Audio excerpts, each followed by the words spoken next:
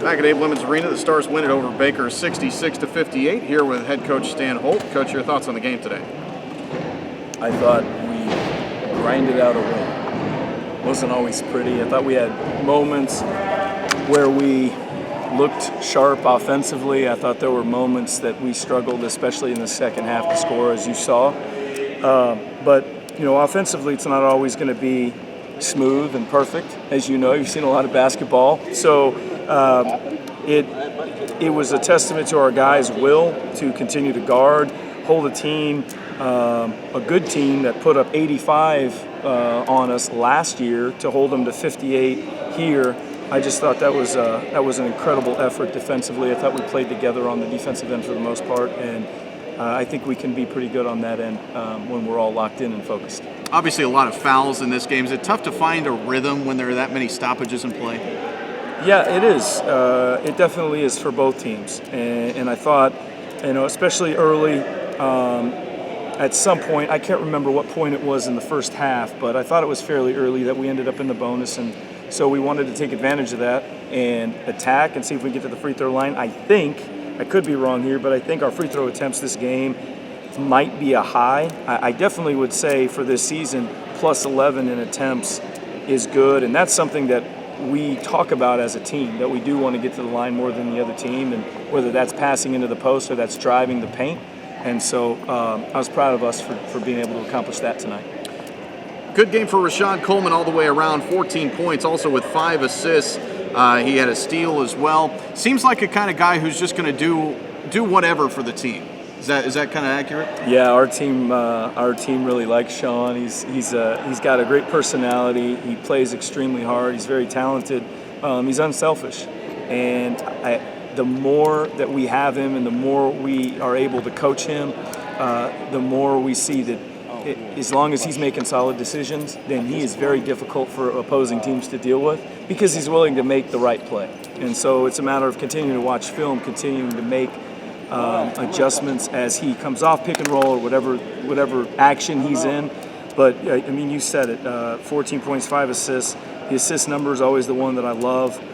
Continues to get his teammates involved, and really with the number of free throws we shot, his assists are probably higher if the rule was give an assist that leads directly to points versus directly to a basket. So I think that number probably is even higher.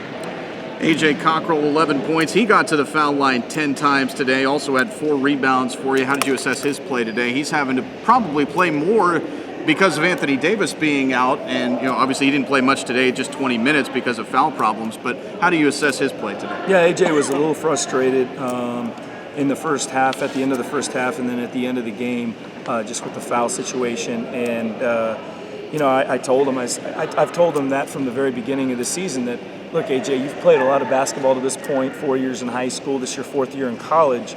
And, you've always been a forward. He's never been a guard. He's always had to battle in the paint. Offensively, he's had to battle in the paint from a rebounding standpoint, and you're going to get hit in there. And so you have to stay focused on the next play. And so he was a little frustrated. But overall, for him to get to the line 10 times, and he showed you a couple things on the perimeter that he thought he had a little bit of a quicker first step against some of the players that were guarding him, and he was willing to take advantage of that. And a couple times it didn't work out, a couple times it did, and I think that was really helpful for us in key stretches where we were having trouble scoring. In the second half, got out-rebounded by this team. I know that's probably not a super high point for you in this game. What do you have to do to get better in that area? We've continued to talk about that. I think the number that we're really concerned about is the offensive rebounding number that we allow. And in the first half, my recollection is that we gave up 1 offensive rebound, which I was really proud of. 5 in the second half is not good. Our number, we like to be, in single digits there. Never giving up 10 offensive rebounds. That's way too many for us. And 5.5 is not great, but 1 in the first half was really good, and 6 overall is not bad either. I think we still need to continue to grow in that area. I think we went small some, right, especially in the second half, with AJ having some foul trouble, only played 20 minutes, and so we were putting a couple of our wings at that 4 spot, and we ended up going smaller, and it gave us some advantages offensively. Obviously, defensively, we got to do a better job of continuing to block out when we're a little smaller. What does your next week look like? You know, this is the last home game for a little while anyway, and so what does your upcoming schedule look like for you guys? Yeah, I think so. Friday, Saturday on the road, Texas Wesleyan Classic, I believe, is what it's officially called. And got Our Lady of the Lake in Bethel coming up in the Dallas-Fort Worth area, and so looking forward to seeing how we get back on the road and represent ourselves. We've got to do spend some time recovering tomorrow, but still in the gym, getting shots and trying to refine some things offensively.